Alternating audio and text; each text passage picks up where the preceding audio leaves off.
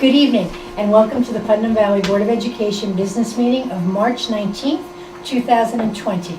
Please stand and join me as we salute our flag. I pledge allegiance to the flag of the United States of America and to the republic for which it stands, one nation, under God, indivisible, with liberty and justice for all. Welcome to the first day of spring, everyone, and welcome to what seems to be our new reality under the coronavirus scare that we are all experiencing with and dealing with, and I hope all of your family are healthy and staying calm and together during this time. I'd like to start by making a resolution to approve the minutes of the work session business meeting of March 5th, 2020. Second. Questions or comments? All in favor? Aye. Our only presentation today is the budget presentation by District Treasurer, Ms. Jill Figueroa. Good evening. Today I'm going to go over our first recap of the school district budget. We've heard from all of the departments and building principals so far in what their plans are for next year, and this is really recapping all of that information plus our entire district budget as it's going to be presented.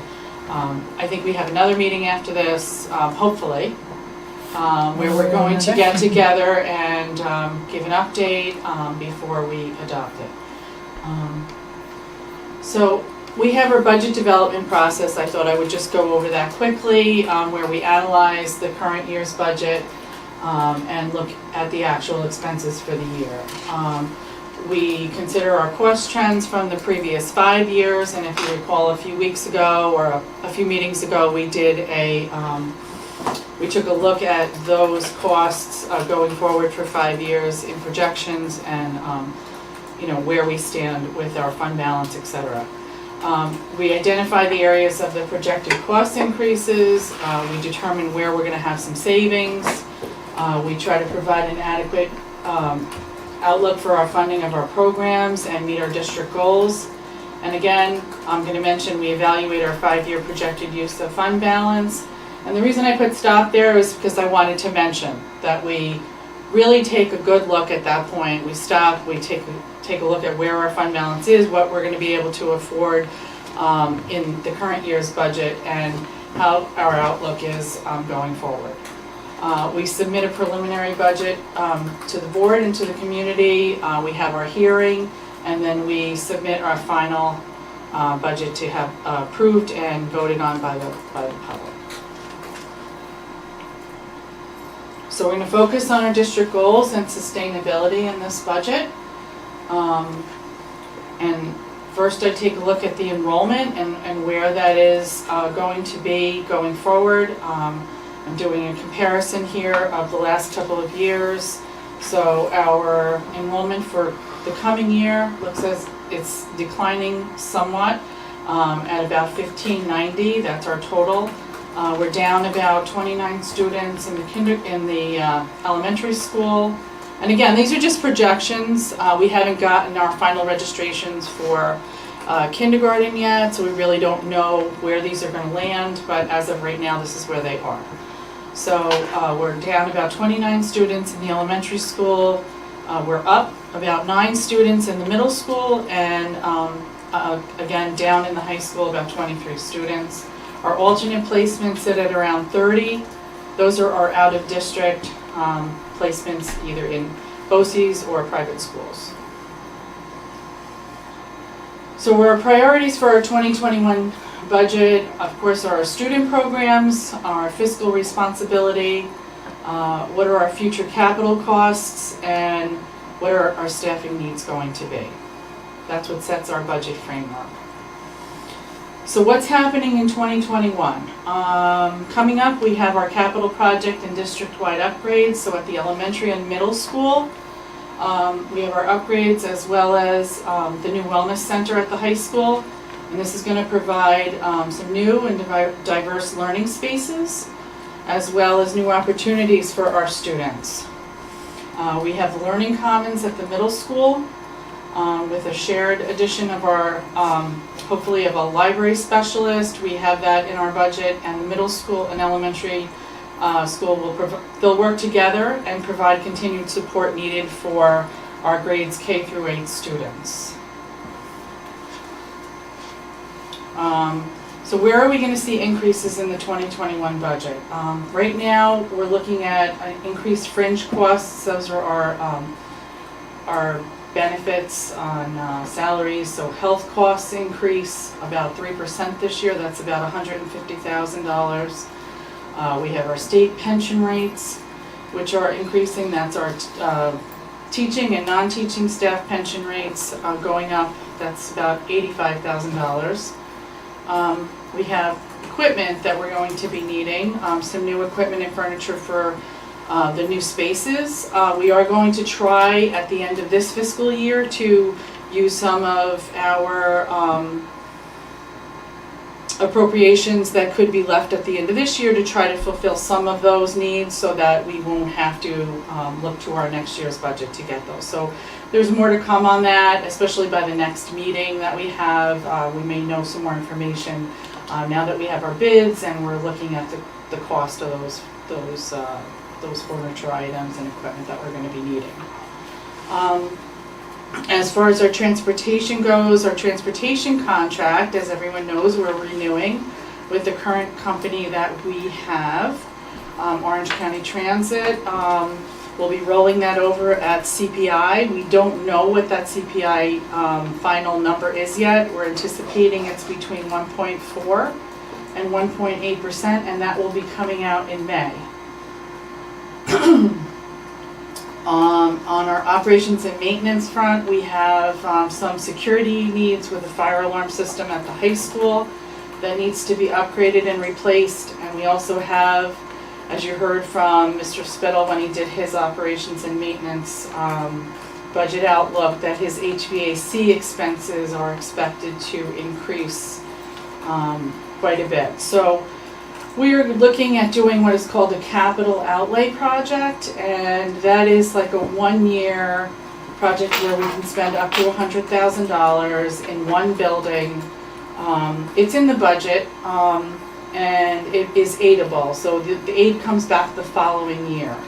But we would have to only do that project in one building. That's what a capital outlay project is, and it's only allowable up to $100,000. It's something that's outside of our capital project, and it's necessary for HVAC upkeep. We can repeat doing those types of projects. It's not like you could do it this year and not do it again for 5 years. You can do it, as many districts do it year after year, just to keep their capital costs down and not have to do a major project. NYSEG, who's our electric provider, predicts a 24% increase in electricity rates. There's an article out there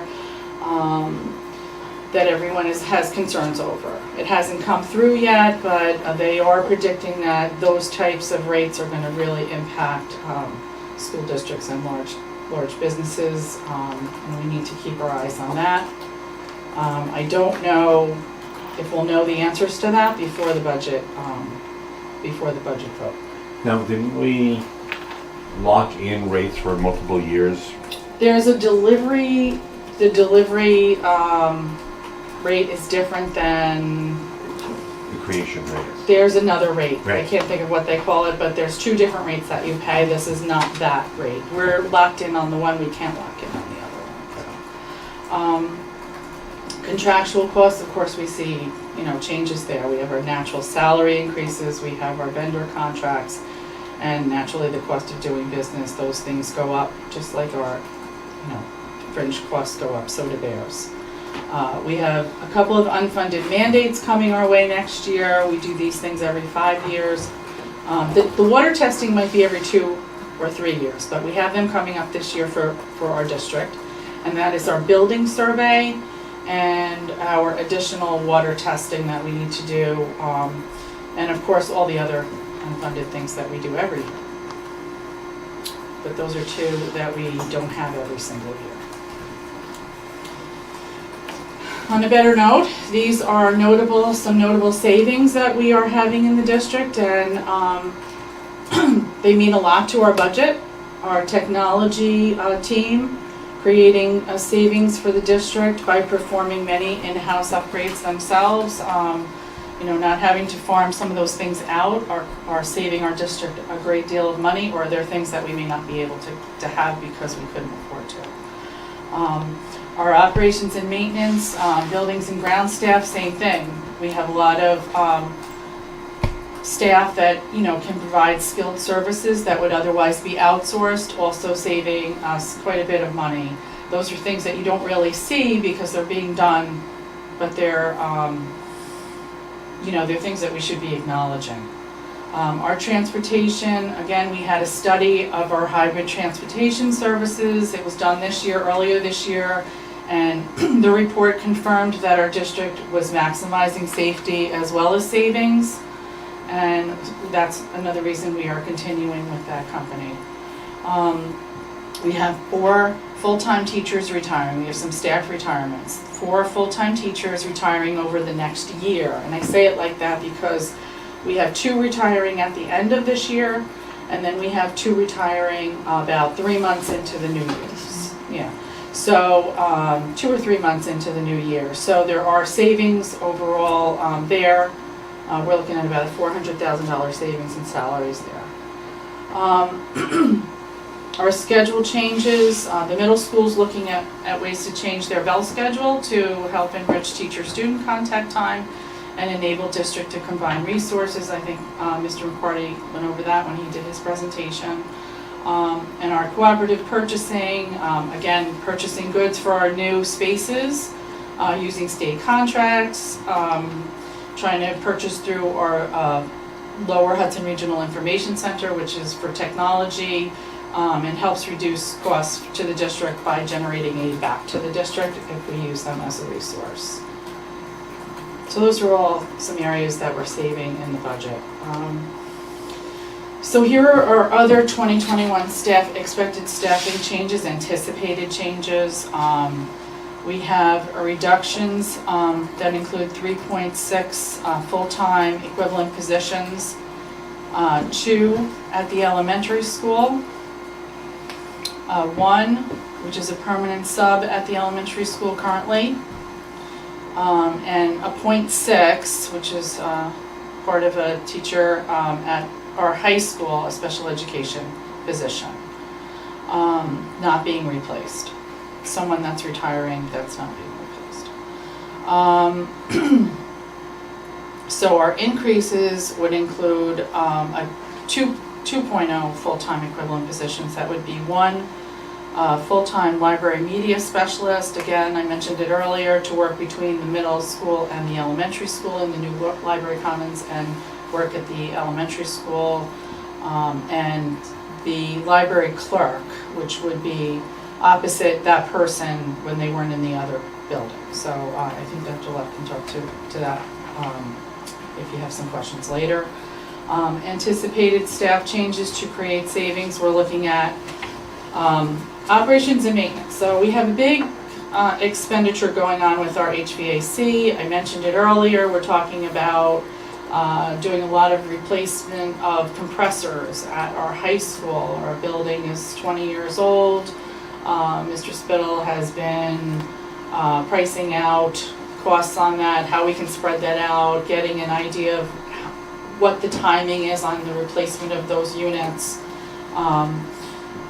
And looking at that is important because it's not something you want to have to do all in one year. So we have our capital outlay project that we suggested earlier in combination with the alarm system, but also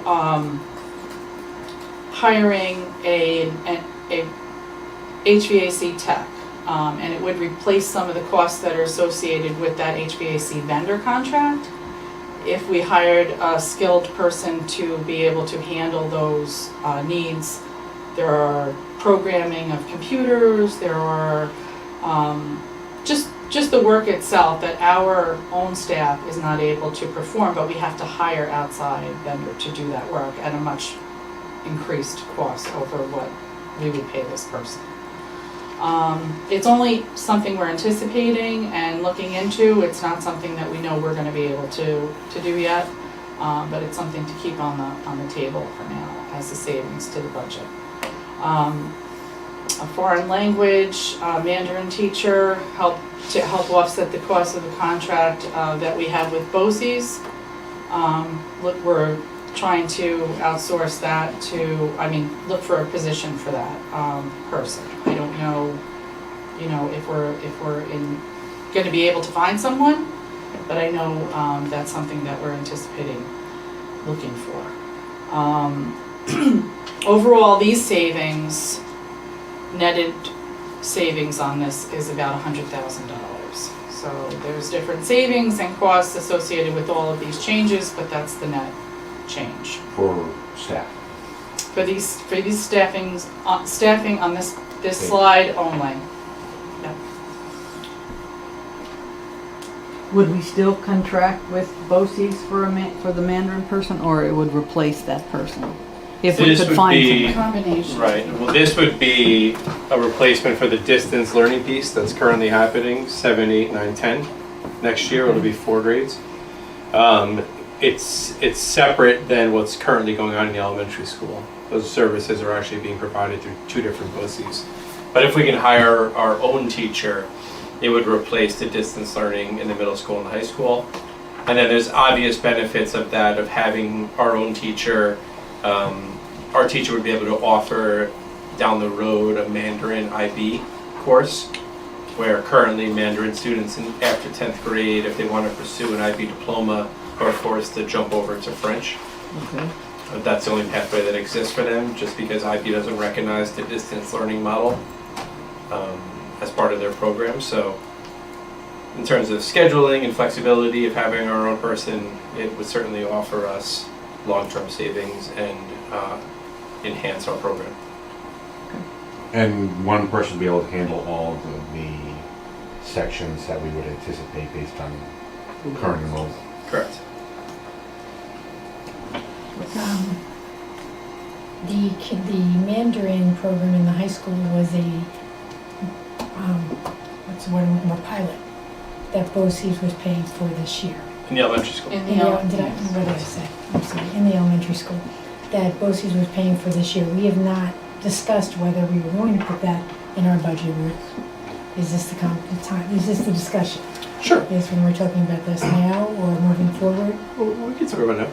So the it's not in it's such a small figure, we didn't even include it in the budget, in the presentation. So what we would look to do for next year is we would allow the cohort going into 1st grade to continue in the same capacity they are, which is essentially a half hour a week. And we would then also offer it for our incoming kindergartners, that same schedule. So we're looking at, for 5 sections, it's 2.5 hours for each grade. So we're looking at 5 hours a week, which we would contract with BOCES to have a teaching assistant come in. So that's less than the equivalent of a teaching assistant for 1 day a week. And we're getting it through BOCES and getting 8 back on the position. So the recommendation is to continue with it for next year. We haven't received a formal proposal, so I don't have an exact dollar figure, but that is our recommendation, our plan for next year. And this is a TA, Teaching assistant. teaching assistant, because it's a distant learning program. Because the teaching assistant's physically coming here and working with our own teachers. Right. It's not a pull-out program where teachers are in the classroom with the students the whole time. So explain the Mandarin IB situation. So our students right now, if they take it 7, 8, 9, 10, they get what would have been the equivalent of 3 years of a high school language, like that we offer for Spanish and French. And generally, I don't even know if there still is a Regents for a foreign language, but at the end of 10th grade, that would be when the foreign language Regents happens. For students in IB, those 3 years of high school language don't count? They count for the high school Okay. graduation and all that stuff, Right. but they are not recognized by International Baccalaureate, so they would not count towards a student's IB diploma. And they have a requirement of a language for the IB diploma? They do. So the students would be forced to jump over to French ab initio, so French for beginners, just because that's the only program we would have available to them. in order for them to pursue that. If we got this teacher, would the first couple of years that they've taken language through distance learning not count? For IB is really about what happens in 11th and last 12th year. grade Okay. anyway. Okay. All right. So there would still be a gap. We would have to get them trained and added to an approved course that we could Right. offer. So it would take us a couple of years to get it in Okay. place, Okay. but it would certainly, there would be a possibility to offer that. Okay. And a lot of it depends upon how strong our Mandarin program is, how many kids are continuing with it, what the attrition rate is as they go through it. And those are all decisions that would guide whether or not to even fill this position. Well, and the reality of finding one, I know, I've read in the paper, schools have tried, other schools that have had it have tried it. Mm-hmm. You know, there's not a lot of them That's true. around. And so- right now, what's the IB language now? What's French? Well, you can take, for students who have taken Spanish throughout, they can take an IB level Spanish. Okay. Or they can take the French for beginners for the Mandarin kids. Well, Mandarin, they could take Spanish as well, right? We don't offer the Spanish for beginners just because we can only offer so many. Okay. And since we're here, do we want to talk about the library stuff? Sure. This part. So the recommendation for the libraries, as everyone knows, we're building a new library space in the middle school. In order to really have it effectively used, the recommendation is to have a library media specialist in that space. Plus, the elementary school has been operating under just a library clerk for several years. And what I would like to do, the reason why there's two positions, is I would like to have, when the library media specialist is at the middle school, then the library clerk could be at the elementary school, and then when they swap, they would both swap, so both libraries would be kept open all day at both buildings to provide support for teachers. So rather than two library media specialists, we thought it would make sense just to go back and forth between the two. Do both of these positions sit in the CSEA contract, or is one in the teacher's contract? One's a CSEA, library clerk is a CSEA position, and a library media specialist is a teaching position. Can I talk about the elephant in the room, which is construction and coronavirus, and whether we are Sure. going to have a library next year, for one? Okay. That's one question. So any thoughts about construction as we move forward? on So, our plan? in this world, who knows what's gonna happen And I next? know that. But our plan is, yes, Today, I mean, our plan is, 7:30. yes, as of right now, yeah. So our plan is to start construction as soon as possible. Schools are closed, there's absolutely no reason why. The construction that's gonna happen in the beginning is all exterior anyway. So there's no reason why we can't take advantage of this window. We were always gonna start construction at this time anyway, even if students were there. They were gonna start with the roadway, putting up the fencing, creating the staging areas. So all of that, relocating the water line, going into the middle school. So all of that work as of the second is still planned to continue as is. Depending upon what happens next, we can go into the next phase of the work, which is gonna be the asbestos abatement. Again, most of that is exterior to the building. It's behind the bricks of the courtyard in the middle school. So that work would continue. And as we get more guidance from the state and get a better sense of when we'll be able to open schools again, we'll make construction decisions accordingly. So in the event of it's an extended closure, where we're out for a month or months, then we would obviously take advantage of that time to the best of our ability to allow construction to continue, because it's only going to benefit us in the long run. And I'm not familiar with the construction industry. Are they under any social distancing requirements as it is, or? Not currently. As of Okay. our last conversation with our construction manager and our contractors, their intention is to move forward. They don't have a large groups of people in small enclosed spaces, so there's really little risk for them in terms of social distancing. So if we find out, not that this works for benefit at all, but in a different way. If we find out next week that we're going extended remote learning, is there flexibility to get them even started a week earlier than spring break? Yes, I expect them to start next week. The surveyors were there today. I expect next week we'll see machines arrive, fencing go up, and then they're just sort of waiting for our okay moving forward. They know at any point in time the governor can say, after the 31st, I'm asking all schools to open up on April 1st, and we have to be able to open up on April 1st. So we can't be tearing down walls and stuff like that we can't put back up. But if there's another 2-week closure after that, then we would make sure we scheduled another 2 weeks worth of work. They can tear down a wall as long as they can build a temporary one in its place. So we'll continue in that fashion for as long as necessary, knowing that ultimately it's helping ensure that our buildings are In fact, we open. might be, this is a benefit from the building perspective in a strange way. It's the As only- long as they're allowed to continue. If they're told to stop, then it's a dicey situation. I'm very, okay, I'm just, you can't talk about the budget, I don't think, without talking about what's going on in terms of the coronavirus, and not in terms of keeping our schools open, but what are happening to our families that are living in the schools. You know, our teachers are continuing to be paid, but many people who are now working are not. And I'm just, it's not sitting right for me bringing in 2 full-time positions in this uncertainty with 40 less kids in the middle school actually is the only one with an increase of a couple, but with about the same or less kids, I'm uncomfortable bringing in 2 full-time positions. I know a TA level library clerk is not a lot of money. You know, I know that, but I just want to And throw we're that out paying there. somebody now to do the, I mean, I can be supposed convinced, workers. but I just feel I had to bring that out. It just doesn't sit, I'm nervous about our community's ability to pay their taxes moving forward. Right. Just Taking it from the other view, how much, are we actually saving money from Right, so we do have transportation? some savings in retirements and the other. Well, not some of the reductions in retirement. staff. No, not them, but what about transportation now? How does our contract work in the sense that we're not picking up students? Are we still paying the bus company? Well, I think we have to decide. That decision hasn't been made yet, but I think that's a discussion we need to have. Because we have a very small bus company, if we don't pay him, he closes down, would be what I would imagine.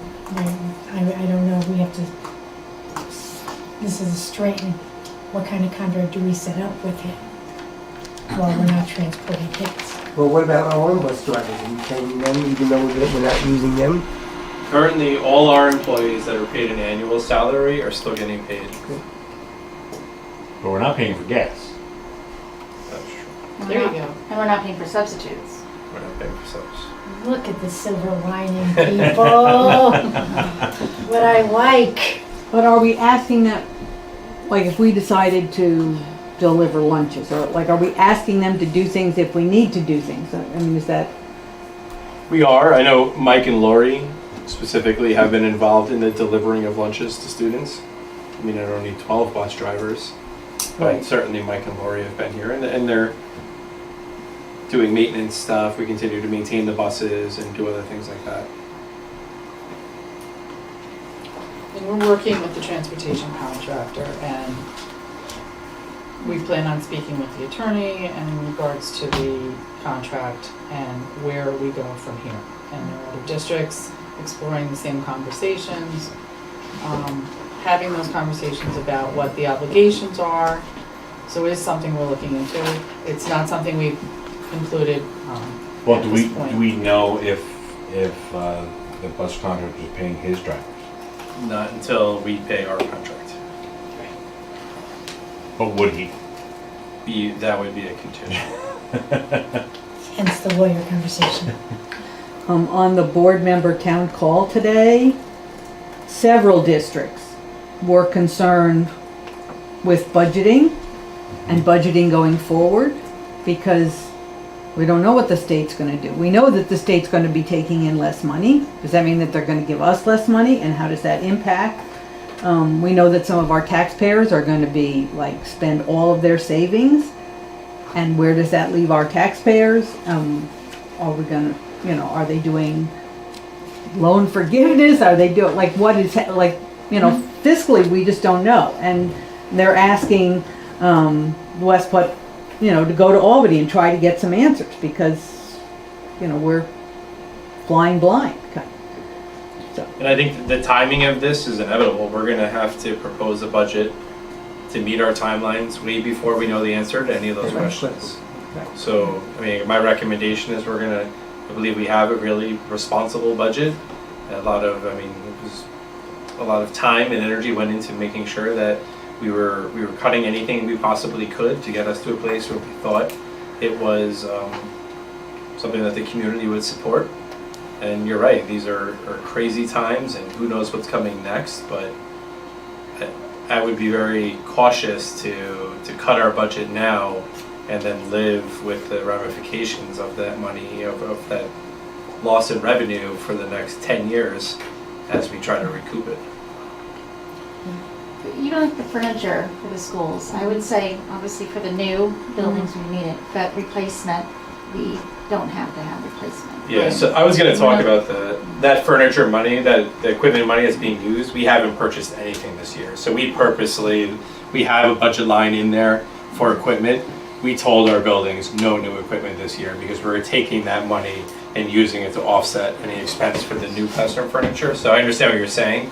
We have lots of classrooms that have 20-year-old desks at the high school that we would love to replace, but they were told right off the bat, we're not replacing existing classroom furniture. Any of our equipment money will be dedicated to equipment for those new spaces.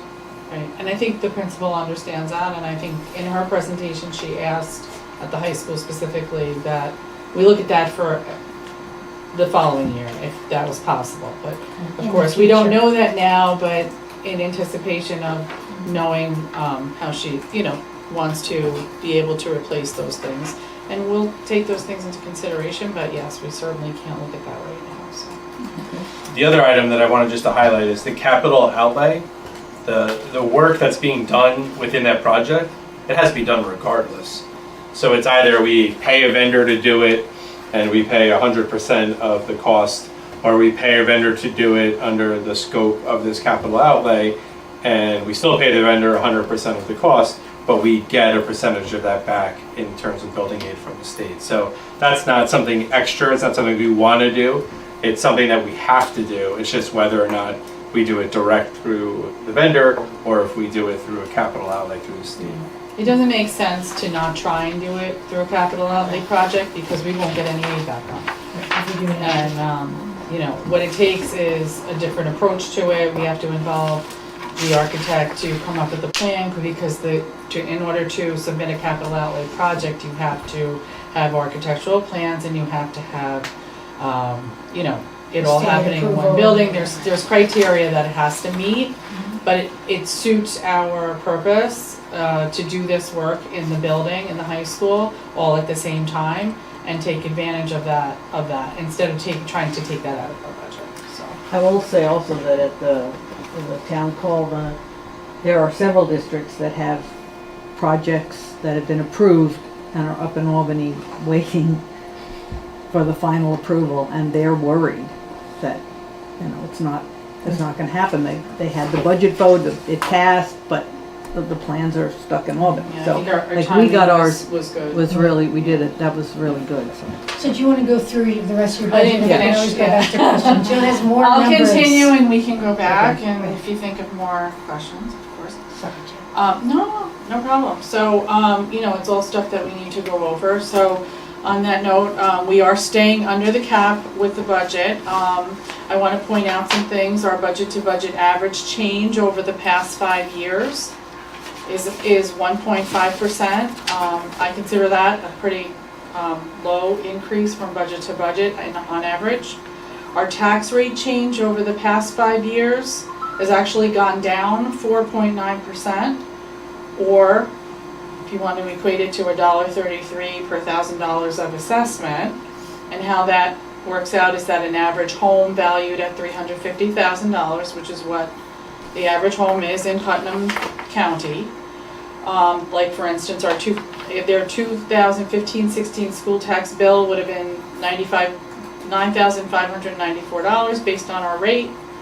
In 1920, the same taxes on that house would be $9,128, or a reduction of $465. So about $465 less than 5 years ago. So if anything, the tax rate has decreased. Again, the housing market controls individual tax assessments on homes, so that is not something that we have control over. And this is, assuming that we're comparing apples to apples, right? We have to do that when we're doing these comparisons. So our STAR eligible residents are also receiving a 2019 school tax relief check because the school district tax levy remained under the cap this past year. I believe that this year is the final year of this relief check unless it gets renewed. In the state of, the way things are, I don't know that will happen. There's no word on that. Wasn't talked about in the budget this year either. In the state budget, I mean. So to remind everyone of what our operating budget consists of, we have our revenue sources, we have our state aid, which is about 20% of our revenue. We have our local sources of revenue, which are our investments, our reimbursements from vendors, and our tax levy. That makes up about 80% of our revenue. And any difference between what we budget and what our revenue sources are, we make up with appropriated fund balance and reserves. Are we figuring there's now that the interest rate is near zero, that we're not gonna have much on investments? Is that For next year? for next year?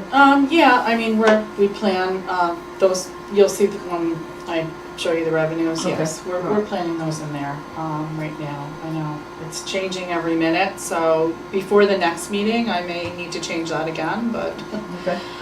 So our expenses include our general education programs, our special education and support services, our transportation, our salaries and benefits, and all of our administrative operation and maintenance costs. And this is our three-part budget.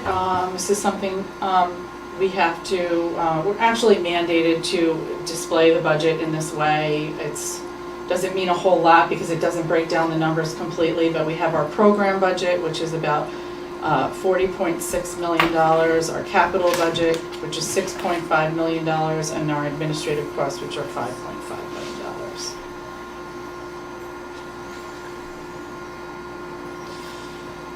So here are our total revenues. We have our tax levy change. It includes a tax levy change of 1.42%.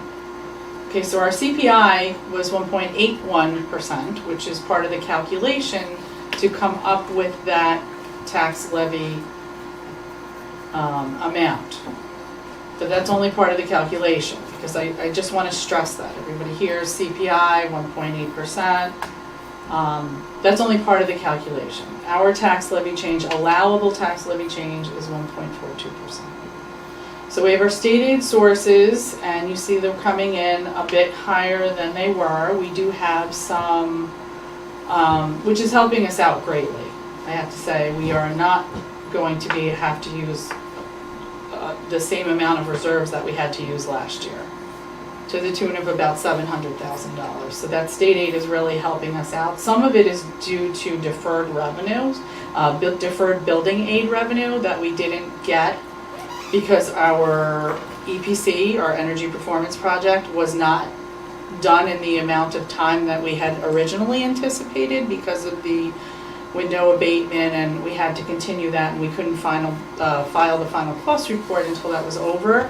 So although we filed everything else that we needed to do that project, they just hold it in abeyance, and now they've released some of that. So some of that extra revenue that we're seeing in state aid is due to that. So we're not going to continue to see as much of an increase as you're seeing there. Our local sources are pretty much the same. Again, those are our investments, our reimbursements, and tuitions, out-of-district tuitions, which we don't have much of right now, but that's coming in at $700,000. Our tax levy, $38 million. It's again an increase over last year, 1.42% based on the tax cap calculation. We're appropriating $800,000 in fund balance and $900,000 in reserves. Last year, our reserves were appropriated at 1.7, so a huge difference. And again, looking at our 5-year projection, I think those are some of the hard decisions that we had to make sure that we weren't using the same amount of reserves that we've been using. That number, based on the presentation that was made 2 meetings ago, as far as the $900,000, is that the number we were using in that? It's better. It is less than what we had anticipated using. And part of the reason, like I said, due to the influx of a little bit more state aid that we accepted, that we were able to do that. And hopefully we can continue to do that. And then we will see more state aid, not next year, but the year after, based on the capital project. Well, we're gonna see building aid, but our building aid projections are our cost of our debt service and what we can afford to pay is based on what we know we're gonna get back in building aid. So you may see, that's not necessarily going to go up because We're replacing we're existing replacing what we're getting right now at the time that we need to replace Okay. it, so that we don't see that big fluctuation in aid or cost for debt. So if we did nothing, we would see likely a drastic decrease in the levy. Which then I ask the question, when's the next date where we need to clear for debt service? 27, 28. I have building materials if you want to see it. So our budget to budget overall is 1.86% increase. Budget. Yeah. And our allowable cap is 1.42, Yes. and our tax levy change is 1.42. Yes. And So CPI is 1.8. yes. So here's a look at our expenditures as compared to the last 2 years. We have our general support area of the budget. This includes like central administration, finance, legal services, human resources, public information, also operations of plant and maintenance. So that's $4.7 million. And that's a category that's it's called that, and those things are in. Yes, general There. support is what the state calls it, and I'm trying to help define that because it doesn't tell you a lot. Right. Okay.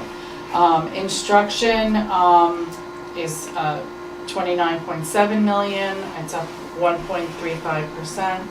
Our undistributed or employee benefits or fringe costs, if you want to call them, those are your Social Security, your health insurance, your pension plans, your unemployment insurance, benefit plans, okay, for the district for all employees, including like I said, Social Security tax, $12,057,000. It's up 1.75%. Of course, we've had some salary changes and natural increases in salaries year to year, so that is usually the reason for that.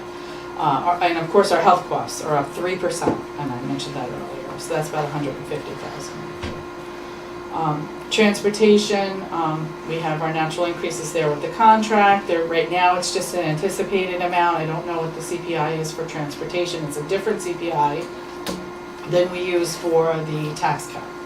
So we won't know that till May, and that's if it comes out on time. And our debt service, it is what it is. Those are our capital, our costs on our debt that we have for our capital projects that have been from the past, any kind of debt service on money that we owe borrowed money. And so again, our budget to budget increase is 1.86%. Total budget being $52.6 million, budget to budget 1.86, tax levy change 1.42%,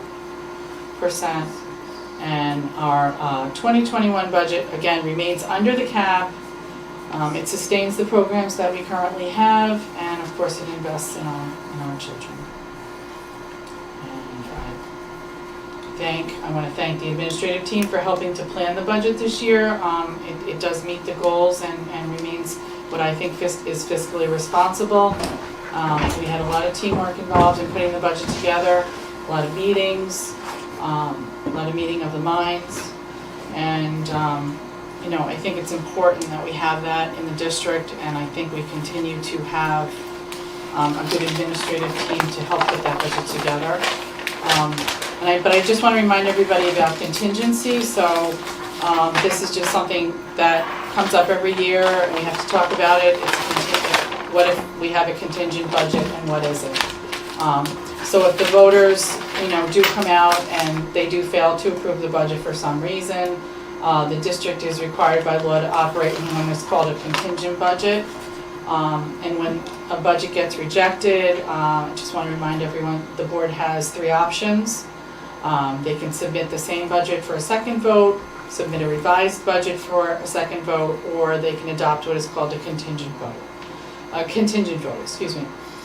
So what are ordinary and contingent expenses? They are expenditures that are necessary to operate the regular instructional program, preserve the health and safety of students and staff, and protect the district's property. So if the budget is rejected a second time, the board, again, must adopt a contingent budget. For Putnam Valley, that means a tax levy increase no greater than, well, it's not a tax levy increase. The tax levy can be no greater than it was in the prior year. So for Putnam Valley, it would mean cuts of about $531,000. That's the change in tax levy. So it's important to know that those cuts can really impact our program, and I encourage people to come out and vote on the budget and make sure that their voices are heard. Our budget vote is Tuesday, May 19th, right now, at the Putnam Valley Elementary School in its usual time slot, 6 a.m. to 9 p.m. Questions about absentee ballots or voting questions can be directed to our district clerk, Maureen Bellino, and this is her information. This slide presentation will be on our website. There'll be more to come at the next meeting. There'll be more information. There could be changes to the budget. We don't know what the final state aid figures are. So there's a lot more that's going to happen between now and the time we adopt the budget. I don't expect the figures to change all that much. It depends on feedback and what we think is part of the budget and where it needs to be added or taken away. I also want to make a public service announcement about the census, the 2020 census. Some of your households may have already received it. Some people have responded to it. I haven't seen mine come to my house. I heard on the radio, amongst all of the other information that we're getting, is like 11 million people across the country have responded, which isn't a whole lot of people, but it does affect the funding that comes to our community and our schools, and I encourage people to make sure that they are completing it. It is mandatory to complete and return. People may not know that, so it's your civic duty to complete it and return it. And undercounting information from our district can mean underfunding. So it's important for people to do that. And that's all I have, if anybody has any questions. Just out of curiosity, one of the things that came up at this town call today was, what about people who want to run for the school board but can't fulfill the signature thing because they can't go out and ask people to sign if they hadn't done it earlier? They wanted to get information from the state to find out if there was going to be some kind of a waiver, or if there's Electronic sign-in. Yeah, we haven't received Yes. any The information. state hasn't responded to Yeah. anything like that. Right, so we At don't, the very least, we could put our packet up on the website, which we don't normally do. A lot of districts are doing that, so people can. well, is that something that we should do? So I should say that we do have one position open that will be on the ballot in May. So I didn't say that, and I usually do announce that, so that's coming up. When is the petitions were due already? No. April Monday, April 20th. 18th, Oh. April 20th, is it April 20th? It's a month before the vote. Okay. I think we'll get more information from the state shortly about. Right, because it's not just school board elections. There's all kinds of canvassing that Right. needs to go on for people to get on petitions, so. I've read that some of the Westchester superintendents are petitioning the state to change the vote date to Right, so possibly that- that date in June, that they would make the second vote.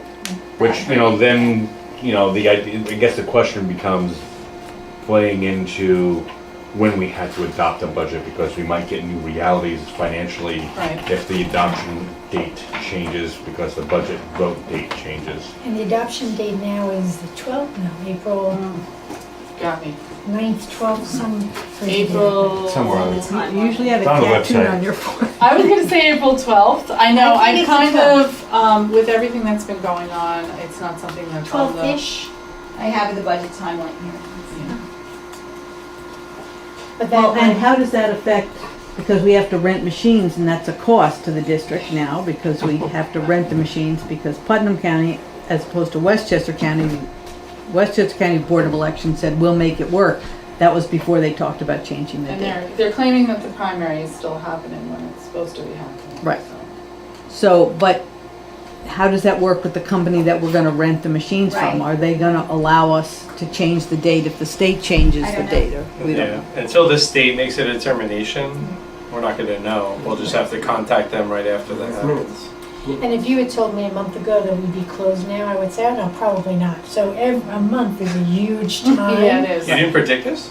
I did not, I did not. April 21st is currently the last day to adopt the budget. We usually adopt it before because we Couple weeks before. put the time in for the newsletter to get. We need to sent have out. it done sooner than later. It doesn't We leave were us hoping enough for time April to 2nd. properly The get that notice out otherwise. Right.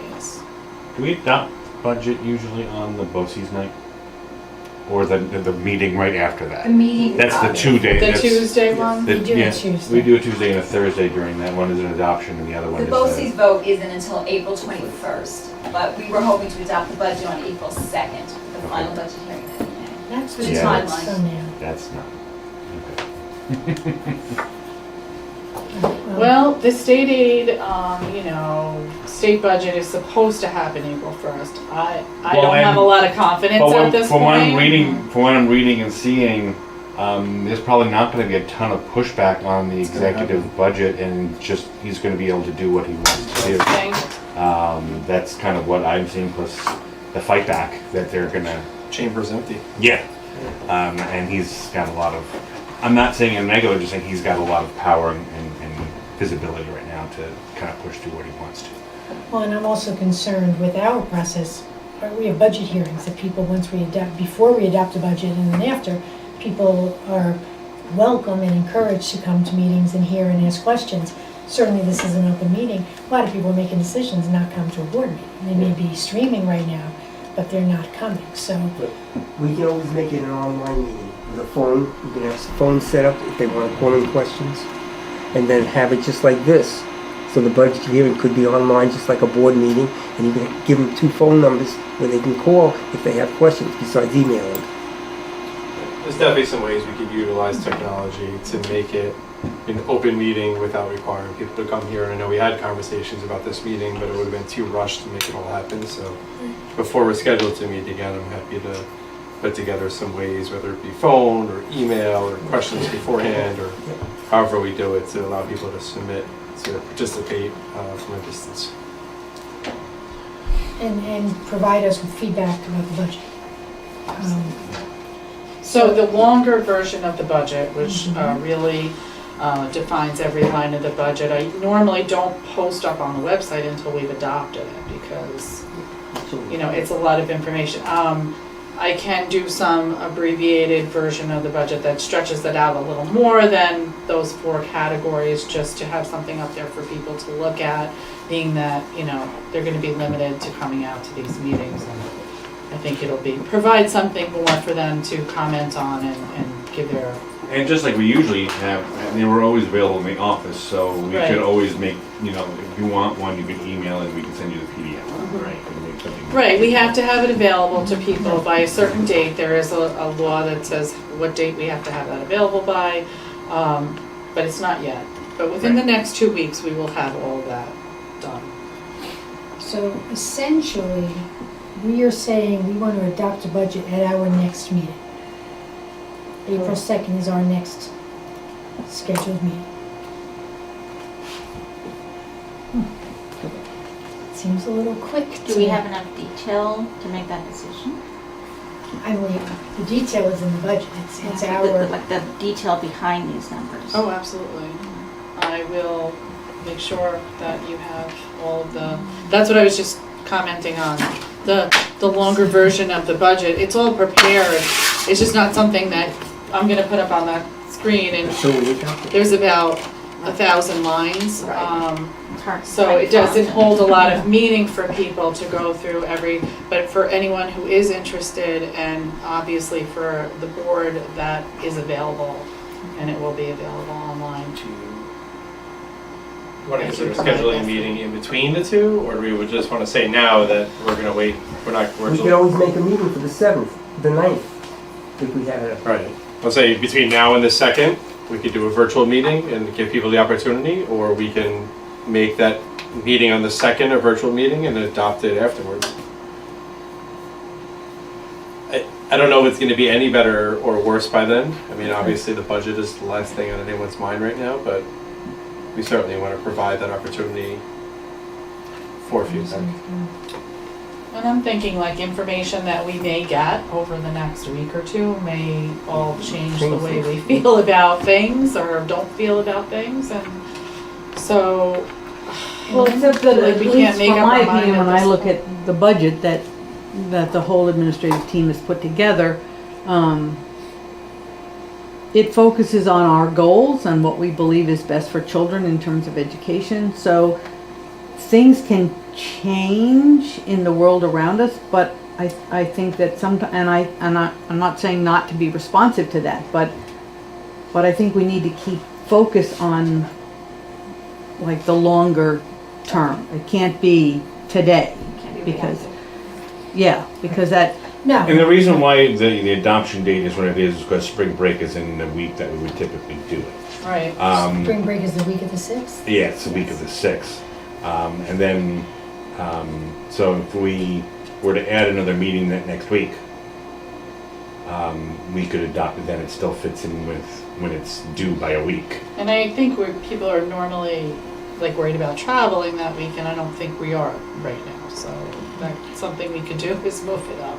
Move it back. Yeah. I'm going to suggest we use the meeting on the 2nd as a public opportunity, Yeah. because hopefully we'll have more information by then. Yeah, I agree. By then, the budget vote could be pushed back a month or two, in which And the case adoption date might change too. it could change our Yeah. entire Yeah. timeline. Right. So it doesn't make sense to rush another meeting in between. Let's wait till the 2nd and Let's just see what happens. We have to see wait what and see happens. what the state does. Yeah. I think it feels very abbreviated because of everything that's going on. So Well, in the week and a half, so the week spring break at the time we just may frame. need to add an extra meeting. Yes. Makes but sense. if you put up even just a slightly larger, sort of like the things that Yeah. you do for when we send out the Oh. mailings, Yep. and put like a tag running across it that says, email, or click here if you have a question or whatever, so that we start to gather those questions as people read them and have have a thought, Okay. and not necessarily wait for that night, Okay, I'll work on something with our. And as we always do, and this is as much for the public as for all of us, we always say, Jill's always put on every presentation, her email is up, contact if you have any questions. The principals, are available as well. Right. We're available. Right. If there are any specific fiscal or financial questions, I think it is a responsible budget. I think we do want to continue to tweak and look in our decreasing enrollment, that we are spending the money wisely. I know we have the elementary school not replacing both of their positions. That's going to continue to be the direction. I really, my feelings are not to hire any new staff because our numbers are the same as they were last year, but I'm open to. As far as looking at on the needs. library piece, I totally get the piece of the library, because we've been starved for years when we made our cut in the elementary school for a librarian. And the middle And then school. we didn't have really a library in the middle school anyway, or a real librry. So I mean, It's probably been 15 years at Yes. least, maybe And we haven't more. replaced it because we didn't have a teacher you know, there wasn't it would have added more money to the budget. well, and there wasn't even a place where a library Well, specialist in the middle school right. would do anything. Right. And now we've created an innovative area that is designed to kind of engage students in different types of learning, where somebody like Ms. Demain type would definitely bring more life into what that was on a regular basis. And I noticed, this is more for Jeremy than Jill, I noticed in the increases, there's not a .8 at the middle school. Wasn't there a possibility of a .8, or it was brought up that we needed a .6 or a .8 social studies? So, yeah, obviously the change in schedule at the middle school vastly increases our teacher to student contact time. It actually adds an entire an entire quarter worth of instruction to our core content areas, but that reduces the number of sections a teacher could teach. So by making that schedule change, we knew we had gaps that we had to fill, and we've been working teacher-led, really.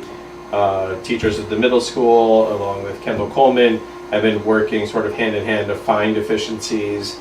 Myself and Mrs. Riccardi and Jeanette and Natalie have been involved as well to try to figure out lots of moving pieces. So I think we've addressed those concerns. We actually have this whole crisis has hampered our work. I would have a definite answer if it wasn't for this. So we actually have an online meeting set up tomorrow at 1 o'clock, at which point, but I think we've resolved the social studies piece, but now we have maybe a gap that opened up somewhere else that we have to look to fill internally. Part of the issue is until the high school schedule is done, which we won't know for months now, we don't necessarily have a full understanding on our ability to share staff between the two until that schedule is complete. Now I know our guidance counselors they were doing scheduling meetings from home. We've actually opened up the guidance office at the high school so they could come in and use our phones and meet together to continue working on the scheduling. It's just not as conducive for that work to be done at home. So all three of them are in there today, calling students and essentially doing course selection over the phone. So that process continues even though schools are closed, and we'll still have a schedule. At one point in time, then we'll have a better sense of our ability to share staff between the two. And we certainly know the required courses, the freshman and sophomore year, living environment, trigonometry, algebra, whatever. We sort of have an idea because those are not optional for students looking for a regional diploma. I think their next focus now is they have to schedule the students from 8th grade. So that requires a conversation between buildings. Right. And I know that's being set up as well. So we need recommendations from the 8th grade, who's moving into which course in 9th grade. Right? We do have who's in algebra now, who's going into geometry, who's moving into algebra. So some of those conversations have to happen. Right. But those are conversations between staff. They're not really decisions by students. Students don't have a great deal of decision making going into 9th grade. Correct. Like they pick an art essentially. Yeah, or an elective, or studio art or whatever. Right. The budget, does that include, or is there an impact on, besides the middle school's schedule change or the exploration of that, the science piece that was presented as far as having science 8 for all? Is that baked into this? Is that a definite? Is that still being reviewed? Where we stand on that piece? It's scheduled with Science 8 in the schedule. And I think that's our expectation moving forward. And has that been fully vetted with the parents? And I know the time's been shortened, and that's one thing that Travis had said, that he was going to try to get parents together. Is there awareness out there? that this is I mean, occurring? other than the conversation or the several conversations we had at the board meeting, I'm aware, I've heard from parents that it's certainly out in the community, but you're correct. I mean, the formal meeting that we were gonna have with all the parents has not yet happened. So I'm sure as things sort of settle down a little bit, we can certainly, that's something that we could easily schedule electronically and have a meeting using Google Meet or Zoom or something like that. So I'll make sure I'll follow up with Travis and Kern to make sure that still happens, but I feel like we've been doing this distance learning thing for a month. I don't like the It's word, only- 3 days. It's only day 4. yeah, I don't like the word closed, because nothing is closed. Yeah. It's just happening in a different way. It's happening outside the buildings. Right, nothing's closed. In the budget, a question about the kindergarten registrations, just a point of fact, we shut down kindergarten registration, nobody coming into the building to do that? Are we reaching out to who we need to reach out to see if there's any additional registrations, or are we gonna get slammed when we open back up, if we open back up, with, here's 10 new kids? So we did temporarily suspend it, but there was, I'm gonna say a vast majority of students have already registered. I know the number was up into the 90s, 92, 98. So that has to represent a vast majority of our incoming kindergartners. Now, we certainly will at some point open it up, whether it be electronic or in person, to catch anyone that we've missed. Even if that happens over the summer, I think we have a pretty good, we know we have enough students for the 5 sections. We're a little ways away from having too many students for the 5 sections. And we would just, if that ended up tipping in that direction, it would have to be a summer decision to hire someone else. But I think luckily a vast majority of registrations have come in. That's my belief. We always get more, but usually it's within the ballpark by now. Right. And what about, do they do still pre-screening for kindergartners? Yeah. So that's kind of on hold also? TBD.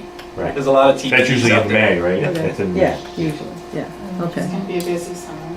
Yeah, I have hopefully. just some comments on the presentation itself. Gorgeous. Oh, thanks. The layout is great. So It's easy. clear. Easy. It is Easy. light years ahead of where it's been before. It's fantastic. I have one recommendation on page 6, that we not refer to the Wellness Center as being part of the high school, but being part of the middle school, high school campus. Okay. That would be the only recommendation I would have as far as technical things on there. But overall, despite the COVID-19 image on the front page, I think it looks Stop it, she beautiful. designed that in That was October and hadn't even She started knew it was yet. coming. Did you just take out at the high school, just so the new wellness center will provide new and diverse? Right. You know what I Right. mean? And that's going It's forward lit- with anything. With regarding anything, wellness. yeah. Yeah. Okay. Good call. Good No, that catch. was really Jeanette. She mentioned it to me in last meeting, and And just while we're at the high school, one more time, we're doing the course selection. I know it's been a couple of years, but we always had, and it's complicated by IB. This is one of our first years we're doing a budget with a full contingent of IB going in. We had given a directive at one point, we're not running an AP for under 10. That was kind of our limit. We felt that's what the budget and our populations could sustain.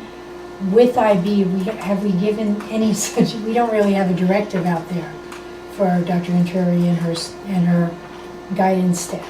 I mean, I'm not comfortable with 2 and 3 classes of 4 and 5 kids. I mean, obviously the schedule's not done, so I can't speak to the Right. details of it. I don't imagine that being an issue. We have a good group of students who are pursuing the IB diploma, so that's carrying it in. And beyond that, we've had a tremendous amount of interest in individual IB courses. So students who are pursuing a certificate. And even from a budgetary standpoint, we're paying for that first test. It exceeded the amount of money we had anticipated needing this year because many more students pursued that route than we anticipated.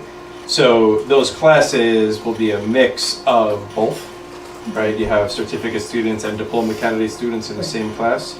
So it's not because we have 17 diploma candidates, they're being spread up amongst many classes. There's other students that are coming in to offset them. But just as the guidance counselor's schedule, I don't want to see a schedule, I don't think any of us want to see a Right. schedule with one teacher teaching 12 kids over the course of 4 periods. And, you know, there were periods of time in the past with certain APs that was happening, and we had to say, we couldn't run them all, we don't have the interest. So So- it doesn't sound like that's the case, it sounds like the interest is high. The passion certainly among our high school staff regarding IB sold me at their various presentations, and I know I saw freshman and sophomore parents very, very enthusiastic about it, so I don't think it's gonna be an issue, but I just wanna make sure that as a So to be board, fiscally we responsible say it about would be it. fiscally Yeah. responsible. When would we have those numbers? Usually the high school schedule is done around May. I don't know how this whole COVID-19 thing is going to affect that, but again, I know the counselors were in today and they're still working on it. I don't know how much faster or slow it'll go since we're calling kids as opposed to having them come into the office, but it's continuing. I can get, once things settle down and we get into a new normal, I can get a better sense of when they anticipate it being done. But typically we're still in the course selection phase, so students are still deciding what courses they want to take, and then they start the actual scheduling piece. It's never been optimal timing as far as when schedules are done and when a budget is adopted, because it always happens after. It's quite annoying. But there's always a ballpark figure. Yes. By the time our budget's adopted. And really, Dr. but Kerr is particularly I don't know that good at that. I'm sorry, I don't know that we've ever had a situation where it's like, okay, we have the ability to cut somebody because of the way the class has been. Right. So, just to rewind a little bit, Ms. Podesta had reached out and said they finished their original kindergarten registration window. So, again, that number in the 90s is where we are right now, and then they always sort of reopen it in the summer. So, We have people move in over the summer that can affect that number too. So. And I wanted, since I mentioned cuts, I just to remind everybody, it was on one of the slides, but I remind people again that a contingent budget means a cut of $531,000. And that translates in, the only place that translates is in cut of staff. There's nothing else that we really can do can come close to those types of cuts. It's not this extra pot of money that's sitting anywhere. That means we're increasing class sizes and changing things in a significant way, because that's not just one or two or a number of other staff. It's a handful of staff for sure that has an impact. I know it's not, I mean, I don't know if this is really budget, but I guess it is. Is the current situation, or is it too soon? The current situation, if it goes on for a few more weeks, a few more months, is it a cost savings or is it a cost, does it add additional cost? Do we know? I'm gonna say there's definitely no additional cost being incurred. I think there's savings, as Jeanette had pointed out before, in terms of subs and other things like that. I think there's nominal savings, but substantial savings would require not paying staff, not paying contracts, and those are not necessarily avenues we're considering or looking to go down. So, And what happens would you need a sub if a teacher came down with the virus and couldn't do her online classes? so I think that's a bridge we would have to cross when we get there. Okay, I'm just, I think it would depend on the length of time. And, Or can someone else availability, pick it yeah. up? Or, The partnering.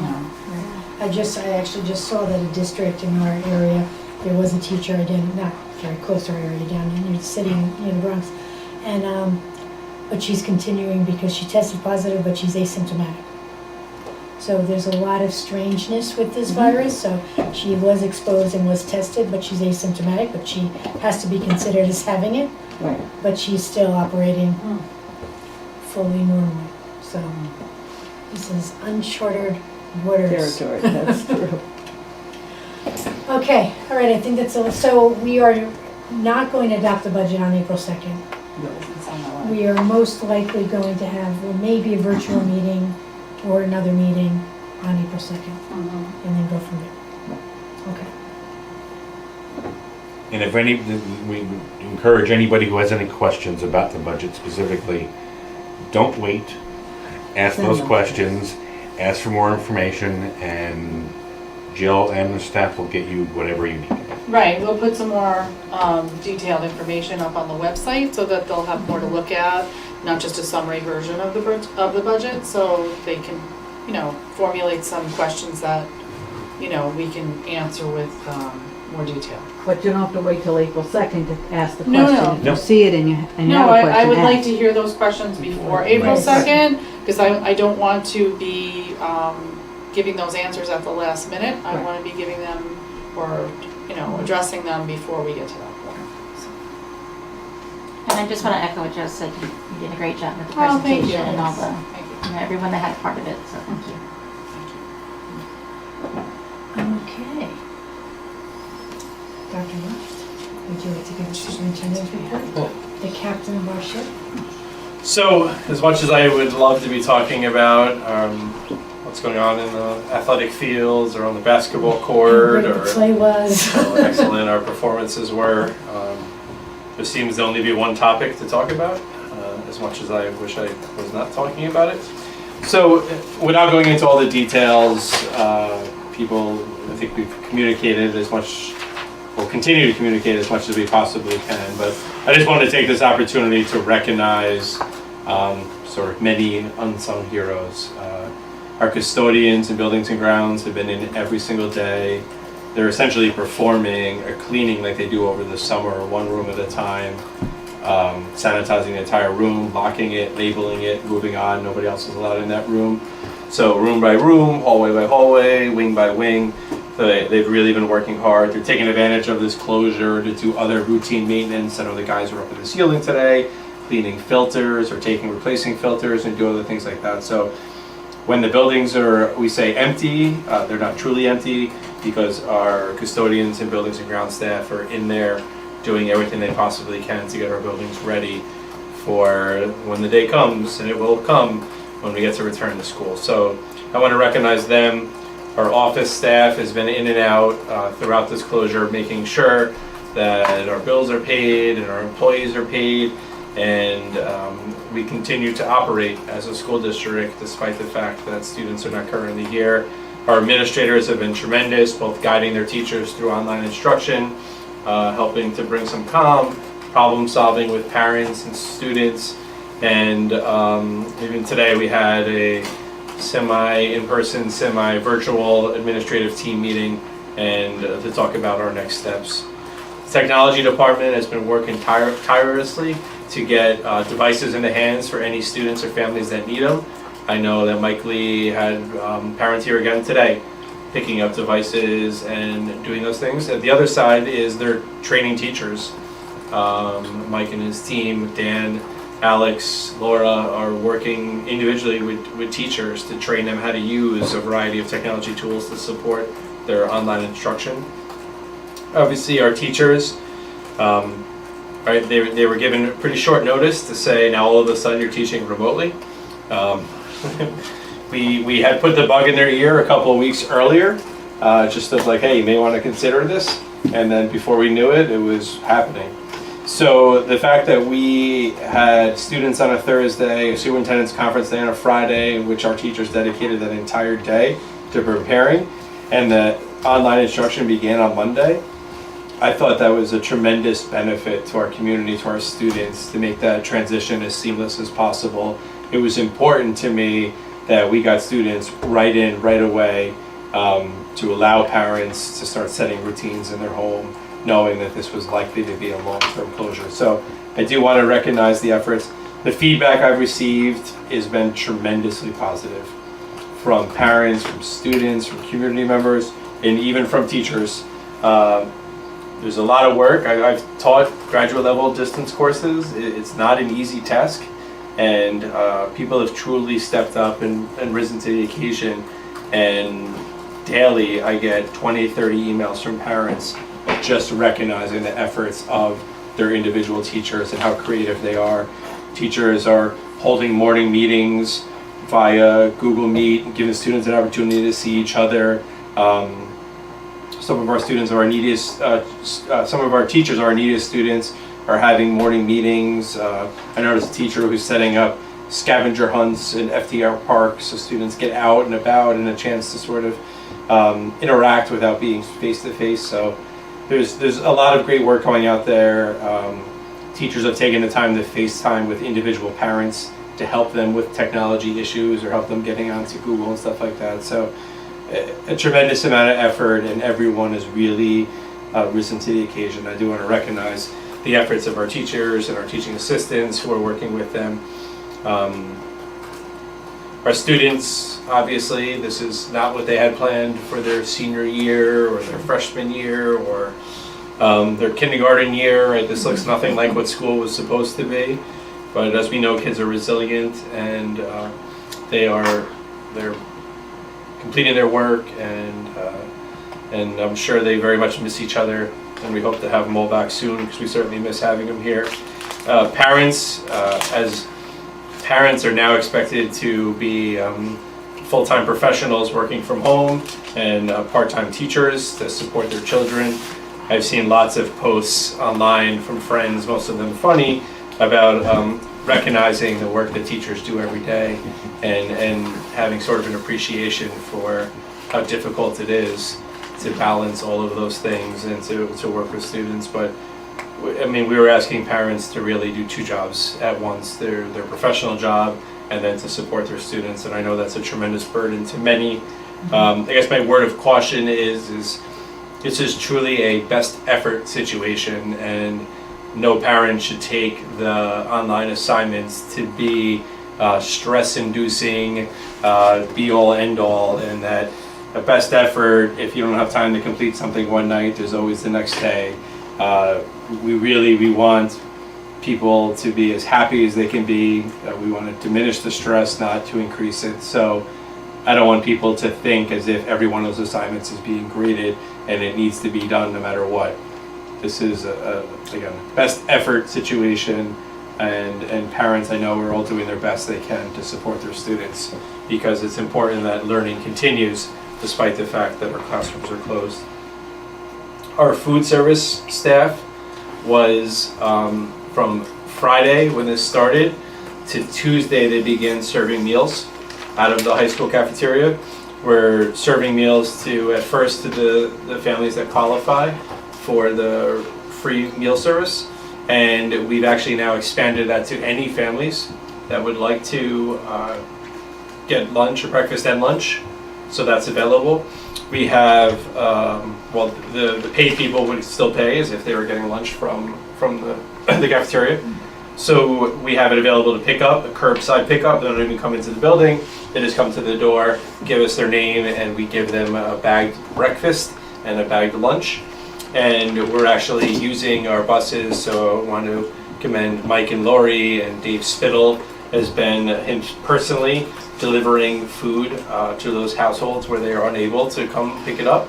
And I think the number I heard today was we served 104 meals today. So DoorDash. That's better than Applebee's. And I really, really hope this is over soon. But you hit, Jeremy, the two major distant learning and that learning continues, and providing meals for those families that qualify and require it. And we're doing both of those things very well. Jeremy, what about the thing that came down from the state today about childcare? Sure. So we just sent a message out to the entire community.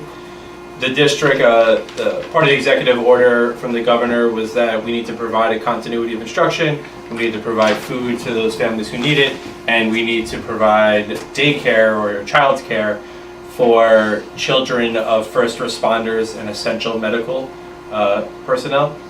So we've had several calls about it. We're prepared to offer it in-house if need be. We are still seeking a community partner. Most of the school districts in the area were able to find a community-based organization that they can partner with.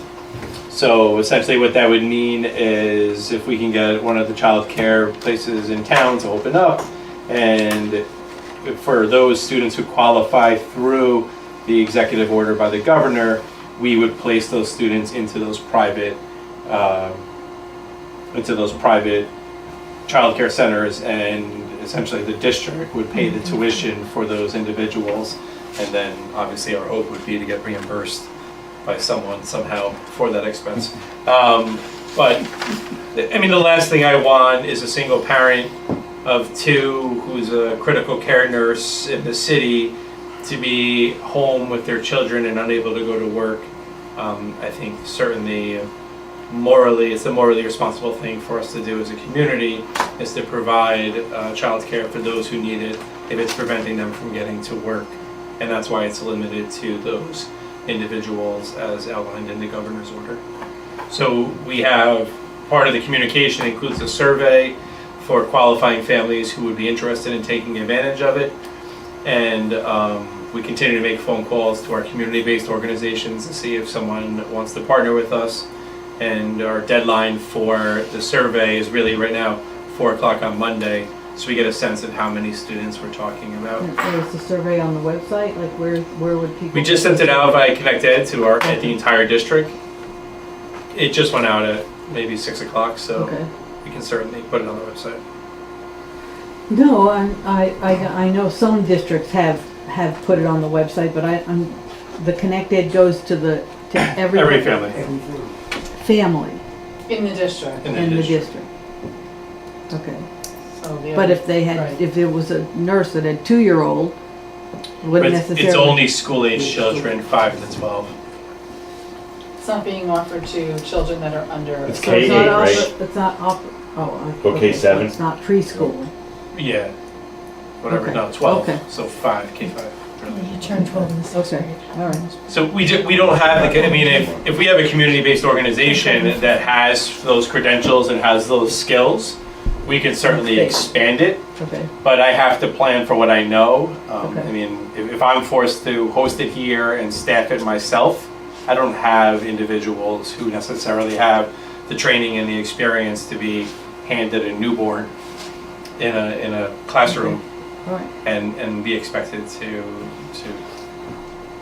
Okay. So right now we're ages 5 to 12, but it's certainly, if we had a partner who has the infrastructure in the classrooms for those individuals, we can, for newborns and stuff, we would certainly encourage them to offer that support for those who need it.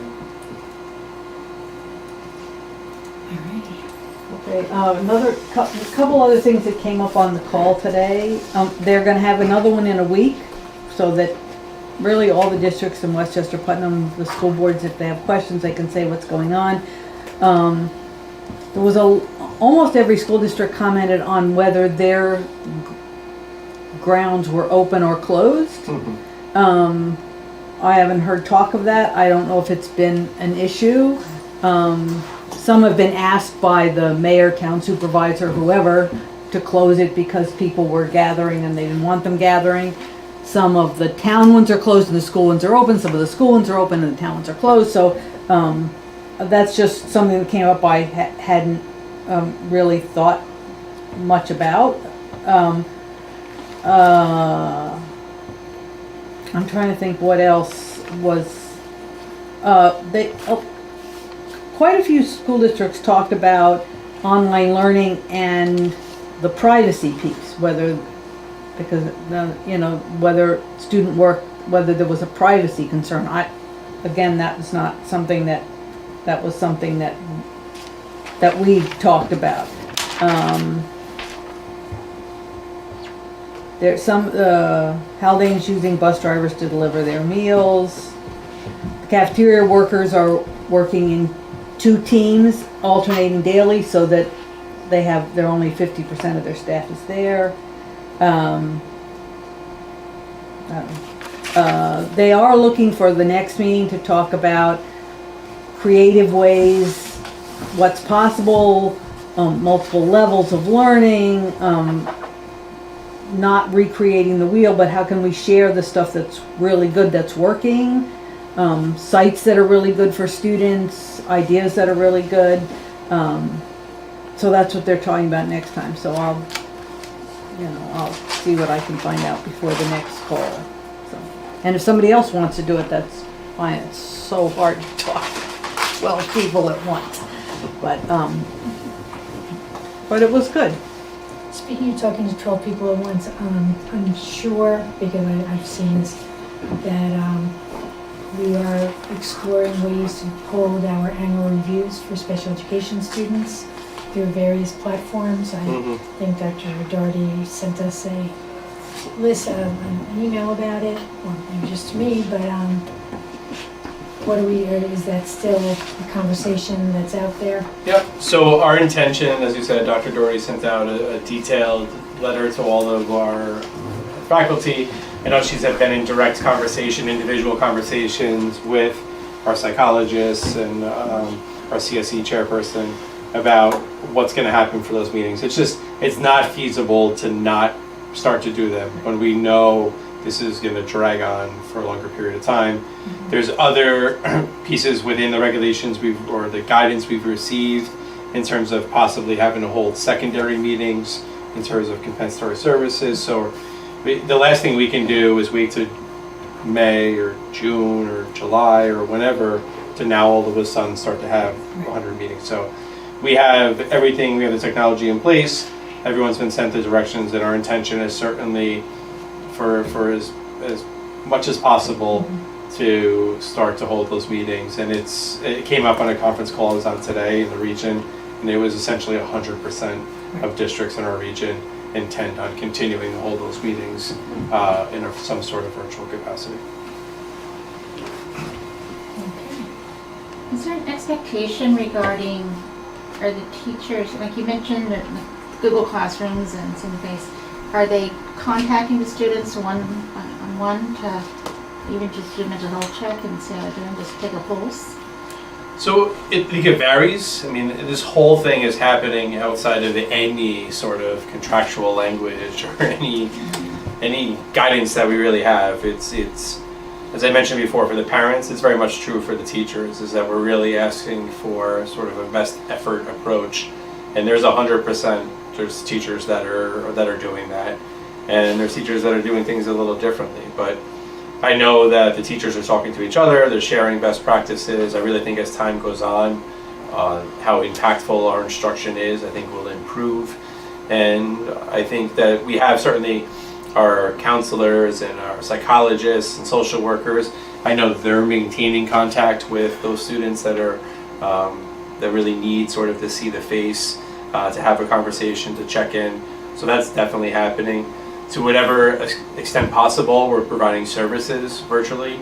I know we've had speech teachers do sort of videos with parents and students to give them skills and things to work on. So we're trying to operate as close to normal as you possibly can in a situation that could not be further from normal. And I think we'll get better, but it's hard because there's no sort of checklist of you need to do this, you need to do this, you need to do this, because this is so far out of anything we've ever considered in education. So I would say everything's a work in progress and will continue to be, but there's certainly no reason why individuals couldn't do that. So I think I saw in at least 2 of the letters from principals to staff, if a student's not turning in assignments, contact them. I think But Travis had that. But also contact the guidance office and the administrator so that everybody's kind of in the loop as to, is everything okay? Right, is it a technology you know, issue? right. Is it something Right. else? Right. So that came up at our meeting today, our administrative team meeting. So like the high school already has a list of every student, a Google sheet with every student who hasn't checked in and done work. So, and then whether or not the teacher has contacted them. And then they're sort of going down the hierarchy of a guidance counselor reaching out, a psychologist reaching out, their attendance office staff person who does attendance is reaching out just to make individual contact with everyone. So I know the other buildings are following suit. In terms of the social piece and getting to see each other, I know the high school held a faculty meeting, I think it was yesterday, had 62 teachers on a Zoom. Zoom or Google Meet, actually, not sure which one they used. But, and they said even for the teachers, just to be able to see their colleagues and converse, and that it was like almost like emotional to see people. And again, it's only been 4 days, but it feels like 4 months. But that, again, was a recommendation that I think other buildings will start to have. I know there was an example shared where one of the clubs has already started having virtual club meetings, and they're collecting artifacts from this sort of crisis that they're going to use to sort of create something. It was the history club that was doing that. So I know that teachers are finding creative ways, and administrators are finding creative ways to bring people together. And I think we're still in this initial shock phase. And I think once the initial shock phase wears off, maybe as early as next week, that It could get easier or harder mentally, we'll start to see a little more and more of that innovative type stuff going on online. And just from a personal note, in my own family, so my 2 boys, 11 and 8, right, when they found out school was closed, it was like the best day ever, running around screaming. It was the best news they've ever heard in their lives. And both of them this morning, and yesterday I should say, after day 3, were crying. They want to go back to school. They've had enough of this grade. And it's not even like they're doing 6 hours of work like they would do at school. I mean, that they're getting through their work and they have a routine set up, and it goes pretty quickly. So maybe they're doing 2 hours of work, but just not being in school and having the other courses and seeing their friends it was amazing to see the world through their eyes, how quickly they sort of gained some perspective of what was going on. They're like, I don't like this so much, I want to go back to school. So I have them, I mentioned before that I have them writing in a journal. Again, they're 11 and 8. But I said, yeah, but they are important. They don't think it's the greatest idea. But I said just the ability to, when they're my age and they have their own kids, to be able to read to them what they wrote in a journal, going through, no one will believe this ever happened in 20 years. So I thought it would be an interesting thing for them to. I hope you're right. One of the funny memes is the children of these children better never say I'm bored to these parents when they're grown up, because you want to hear bored? I'll tell you about bored. I think my favorite one was your grandparents got called to war. You have to sit on the couch for a month. You'll be all right. Yes. I did like the other one talking about, I would like to transfer my student. Yeah. I've seen lots about students being suspended for fighting. People drinking on the job. Right. Teachers being suspended for drinking on the job. Pretty funny. But yeah, we are resilient and we try to make the best of what we have. So before we move into new business, anything else from us? I have another budget question, actually. Do we know at this point, because I know there was a question, if we are able to get or to negotiate state aid on the wellness? Because I know that was part of our conversations early on. It's possible we might. Have we formulated that that's going to be part of it, or do we know? So the projections were based upon 0. As anticipated, we actually just, within the last couple of days, got our first preliminary aid numbers from the state, and as suspected, it's 0. So now is really when those conversations are starting to happen. So I know the architects have been going back and forth with the state just to get the aid worked out for all the other areas. And we checked in, Jill just the other day called our financial advisors to check sort of how do our preliminary aid numbers with the state look compared to what our projections were, and we're in good shape there in terms of, I think, within $100,000 of what was being aided. But the reality is we don't know that number until we file our final cost reports, which is at the end of the project. Right. But we're continuing to advocate for some aid on that space. I only bring it up because I'm looking right at it. I received a comment. We received a comment from Tom Sawyer, and one person you forgot to thank is yourself. So he said, I'd like to commend our district administrators and teachers on the incredible job they've done in this crisis. And as overwhelming of a challenge this has been, You have taken it all in stride and continue to deliver on education to our kids without skipping a beat. As a community, we owe you a great deal of thanks. So you know that, as well as, I know last week was really hard on you, or on everyone, but going back and forth, do we close, do we not? And it's good to see us come out of that fog and be at the point where we are now. Well, I certainly appreciate it, but I know it sounds corny, but it truly is a team effort. Like, this building has been full of people all week, doing whatever they need to do, 6 feet apart, Okay. full of people. Whatever needed to be done to get to the point where I had to start telling people they weren't allowed to come back, because if they knew that someone was here, they wanted to be here with them.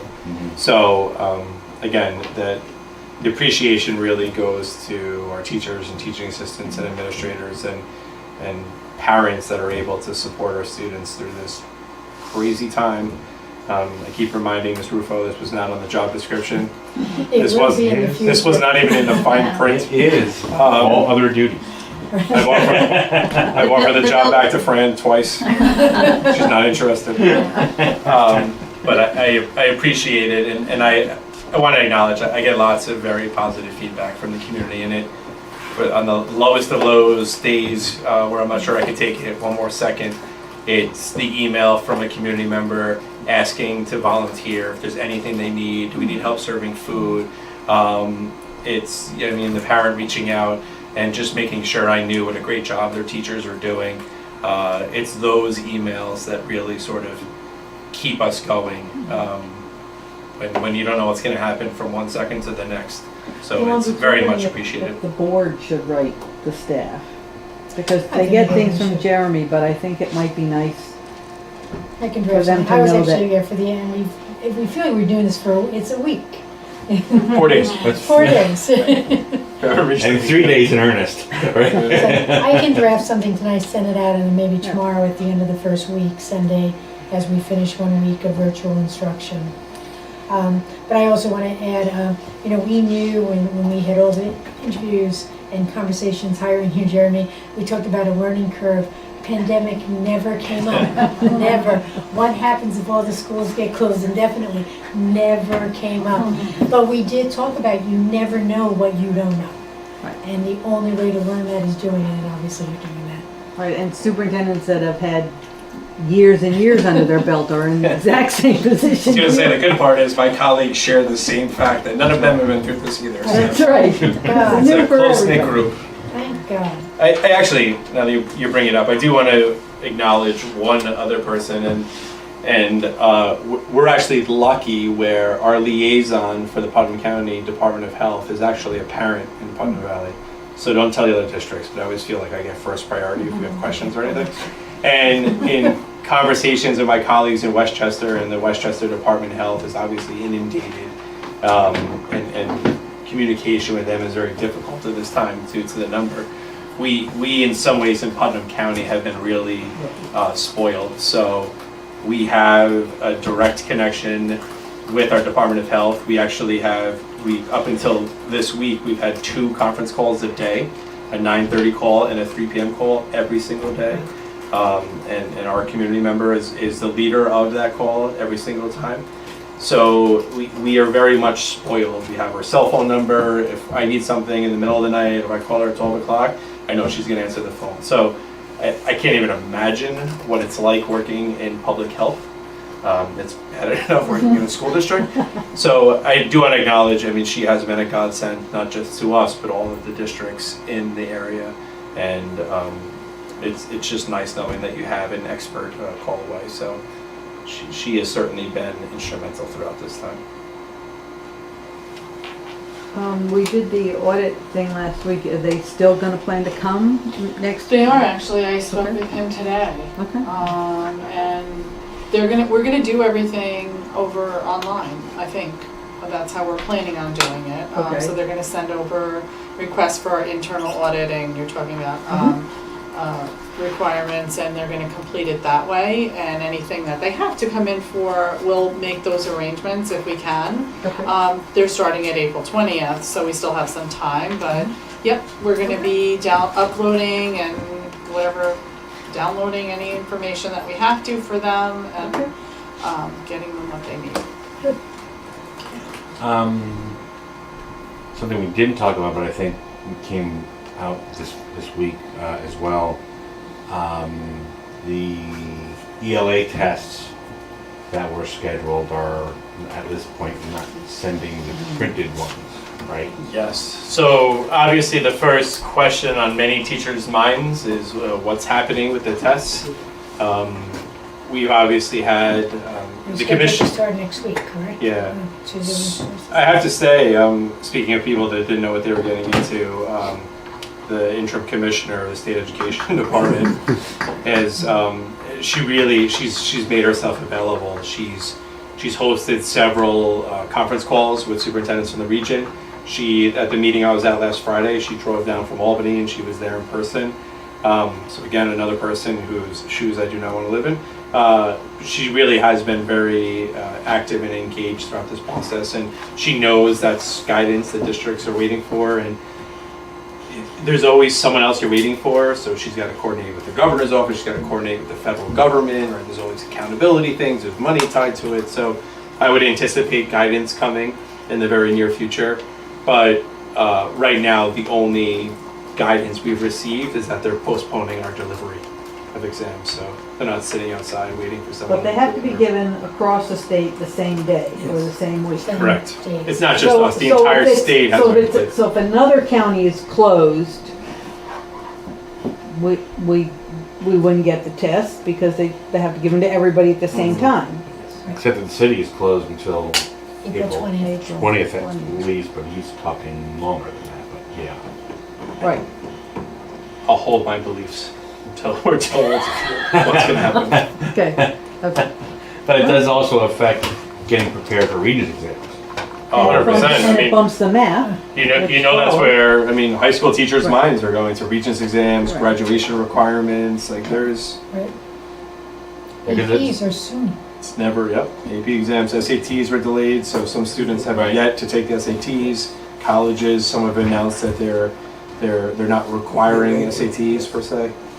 It's an unknown The world. dominoes. Yeah, you can't even, the second you think of one thing, there's 10 other things that you haven't even thought about yet. I agree. All right, why don't we move into new business? Okay. And let's start, Mr. Ferraro with number 1. Resolved recommendation of superintendent of schools to amend the certification named in the appointment of Lana Green, a long-term substitute teacher at the high school, approved the January 9th, 2020 work session business meeting as follows. Ms. Green's rate of pay will be $150 per day upon issuance of her mathematics 7 through 12 New York State certification, retroactive to the date of issuance. Ms. Green's certification was issued on February 1st, 2020. Second. Questions or comments? All in favor? Aye. Number 2. Resolved on recommendation of the superintendent of schools to amend the step in the appointment of Gina Garibaldi, a part-time homebound instructor approved at the February 13th, 2020 business meeting from step 2 to step 3. Second. Questions or comments? All in favor? Aye. Number 3. Resolved to approve and authorize the superintendent of schools to enter into an agreement with the town of Putnam Valley for the rental of district buses for the 2020 summer camp as per document 152/20. Second? Questions or comments? All in favor? Wait, just one quick comment, just for the community. We rent the buses, but they pay for all the fuel that they use. Nice to talk about the summer already. All in favor? Aye. Aye. Number 4. Resolved to amend the notice of public budget hearing, budget vote, board trustee election, and proposition vote as per document number 153-20, attached to the agenda and official minutes of this meeting. This notice was previously approved at the business meeting on February 13th, 2020. Second. Questions or comments? Just as we discussed before, for those who might have missed the early part, the budget hearing is May 5th at 7 o'clock. I'm not sure where it's going to be, but you'll get an announcement. And the vote is on May 19th. In addition, absentee ballots, you contact Noreen Bellino for that. And the military, because it's part of the new amendment too. You can actually contact her. And we will certainly be approving our budget prior to the requirement date of April 21st.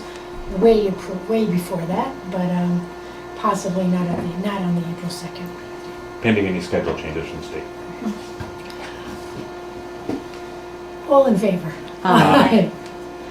Number 6. 5. 5. I'm so confused not being after grad. Resolve to approve and authorize the superintendent of schools to enter into the 2020-2021 Putnam County Real Property Tax Service Contract as per document number 154/20, attached to the agenda and official minutes of this meeting.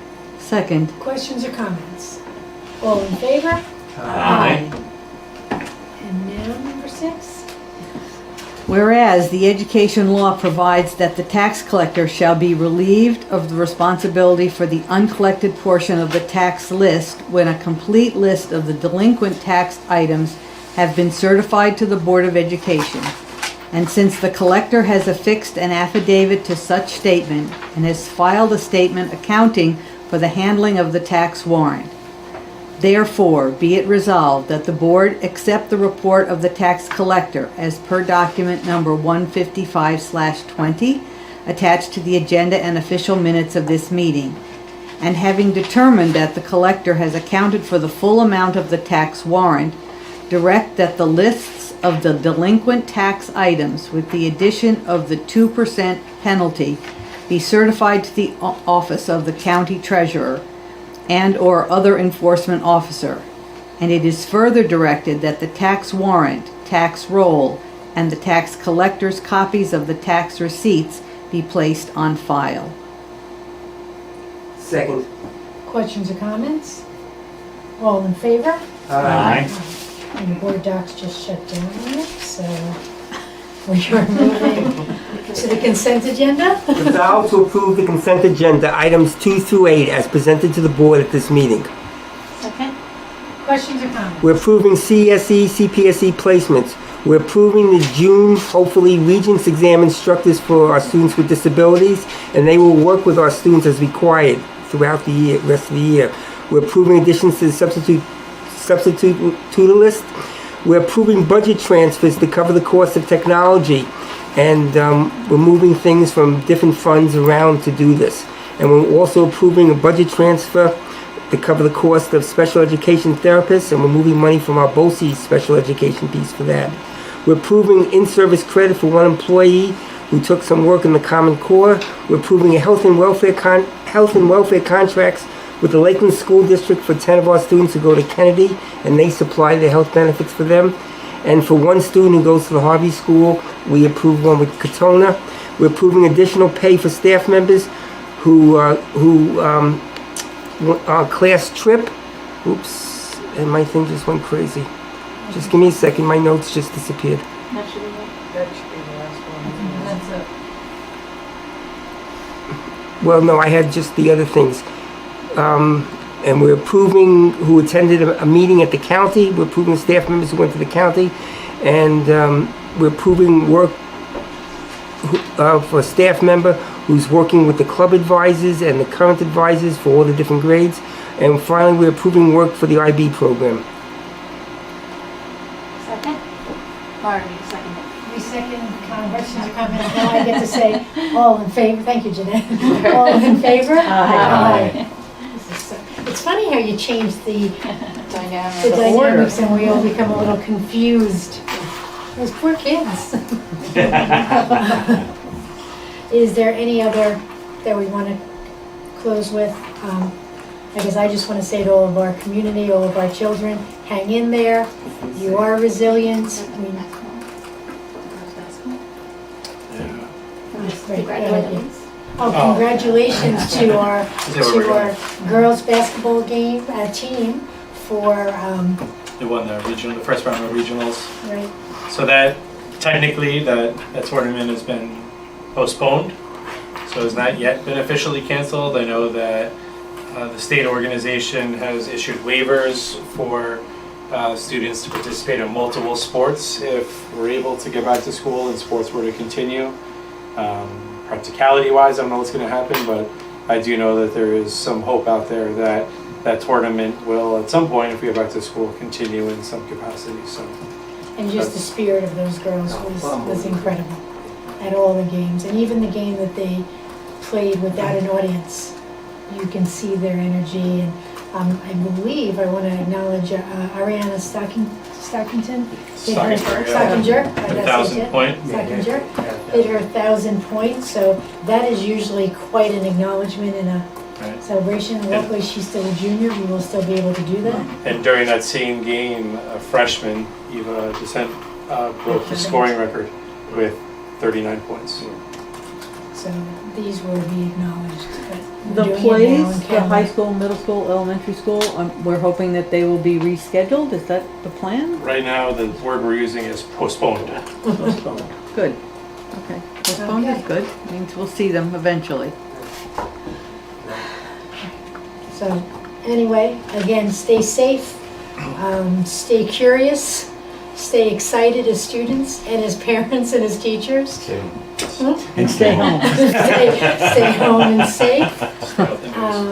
Stay off the news, and again, we are still here. We are still here for services. So I'd like now resolve to adjourn the meeting. Second. Questions or comments? All in favor? Aye. Happy spring, everybody. Stay safe.